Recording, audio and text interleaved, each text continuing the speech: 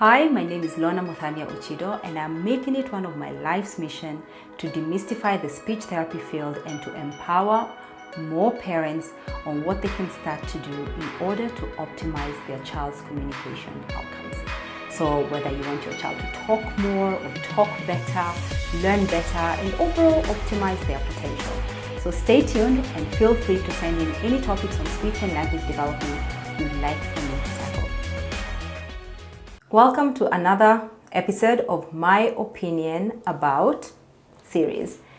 In today's episode, I am going to tackle the question that I keep getting asked all the time is what kind of help or what kind of house help should a parent hire for their child, particularly if their child is delayed in language. And this topic actually is quite dear to me, and I will do my best in giving, an opinion that I feel is one that, has got the child's best interest at heart. So, karibu. So I'm asked all the time, what kind of help should you hire? Because I say to parents when they come in, particularly when they have a child that has a delay in talking or, in language, I say to them, the right house help is half the work done. And pardon me if you live in a country where you are the primary caregiver or the only caregiver. And I really salute parents who are primary caregivers because, you are really in a lot of control over how you raise your child. But for the rest of us parents, myself included, living in Kenya, I know living in a lot of the African countries as well, it's a double-edged sword, yeah? So we have the luxury of having domestic staff that can assist us with the job of raising our children. So the reason why it's a double-edged sword is because it is both good and bad. It is very good because you get the support, the much needed support.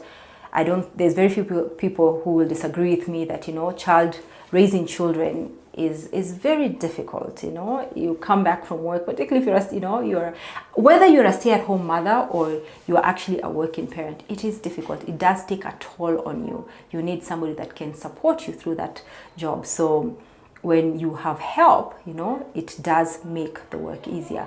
But the reason why it's a double-edged sword is because the same help I am finding are actually responsible for a lot of our children being delayed in talking.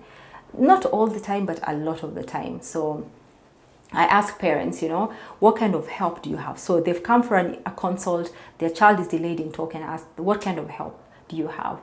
And the reason I ask that is because I want to gauge, do they have a child-friendly person that is looking after their child or their children? Do they have a person that is, quite chatty, quite fun, loves to do kids things, because children are exhausting. I have 3 children and I should know that. You get very exhausted. And even if you don't have a help and you're doing most of the work yourself, it does still work out to, it does not hurt to actually have somebody come and support you so that, you can have a bit of respite and then, recharge your batteries and then go back out and be the fun parent. So I say to parents, gone are the days when a help was, you are called and you are told, I have sent you a help, they are coming in the night bus, you go and collect them the following day. I say to parents, it is really, really important that you interview the person that you are about to have come in and help you raise your child.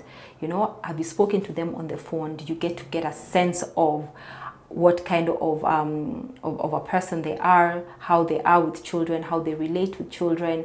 Because this is the person that ultimately is going to be caring for your most precious human, in your house. So this person does not need to just, a second. It should not just be, a passing thought, somebody's coming. No, it really needs concerted effort and consciousness, really, when you're hiring this person. I say to parents, there's definitely a difference, a big difference, between a house help and a nanny. And we like to use those words interchangeably, but really they are not interchangeable. In my opinion, the work of a house house help is completely different from the work of a nanny. So a house help will probably be responsible for the cleaning chores in your house, the laundering chores, the cooking chores even. So those sort of very manual labor responsibilities or chores of the home. Whereas a nanny could still do that. So a nanny could dabble in both, but a nanny has other special qualities. When you're not there, a nanny is the one that is engaged in language stimulatory opportunities with your child.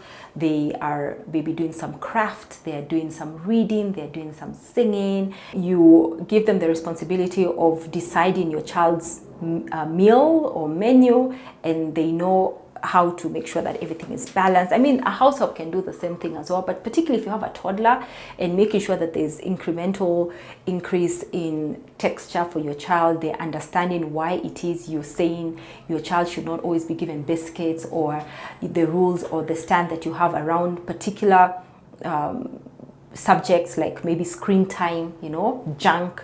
I feel that it is important that a nanny has a particular level of understanding, and that needs to be quite high, so that whatever you have prescribed, or your stand is on that topic, whether it's screen time, it is upheld, because they are almost coming from a comparable or a similar school of thought, as opposed to sometimes I find and again, this could be a general stereotype, please do bear with me. Sometimes I find that there are particular house helps or people that you employ that you would say, I don't want my child having biscuits every morning, and they almost feel like they're going to defy that, because they feel, why are you denying your child biscuits? Why are you denying your child watching telly? Because they feel it is coming from almost like you're just denying your child, yet it is there, and they're not necessarily realizing that it is because there is research that is on that particular subject that you're firm on. So the work of the help as well is to document if there is an accident in the house. So I remember there was an incident when my daughter, who is now 8 years, was about a year, not even two, like just a year and something. And I had a situation or an incident that could have turned tragic if I didn't have a fast-thinking nanny, at the time. So this is what happened. I'd left for work, and my daughter woke up, the time that she normally wakes up, and she had a bit of, fun and games, and then with the nanny, and then the nanny left her in the lounge as she went to prepare her cereal. And then my daughter followed her soon after, and just kept opening her mouth and was appearing not to be, like something was the matter, but my nanny didn't know what was the matter. So she kept just going, and my nanny didn't know what was going on. And I also had a house help then, and I thank her every day for this. She was very fast thinking. She turned my baby upside down and did like a maneuver to try, and as it turned out, actually something came out of her mouth.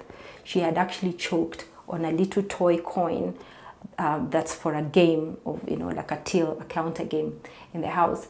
And while she was doing that, and there was, a bit of panic, she was instructing my help, go, and I think she was saying, call mama, call me. And she just sat at the corner, my house help sat at the corner, and I think she panicked and she was crying. All the while, my nanny was there administering the maneuver that actually saved my child's life. So I don't even want to think what would have happened if I didn't have a person that was, to the level that my nanny was then, that was responsible for my toddler.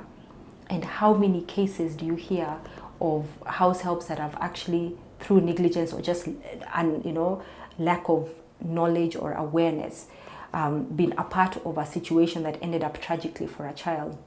So, and I think it is really the difference in the level of reasoning and whatnot for a nanny. So that job of a nanny really needs to be dedicated to a person that is able to think quickly, that is aware of, child development, milestones of a child, that knows that comes in and is also able to apply some behavior management, stand or techniques with your children, know how to reprimand them, whether it's giving time out, whatever it is that you feel is comfortable and you want to give that responsibility to somebody else.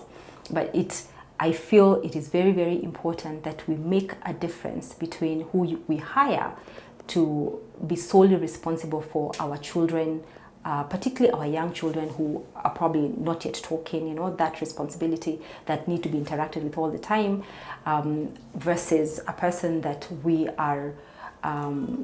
give the manual jobs or chores in the house of cooking or not cooking, maybe cleaning and ironing and all that. So yeah, there is such a thing as the wrong help.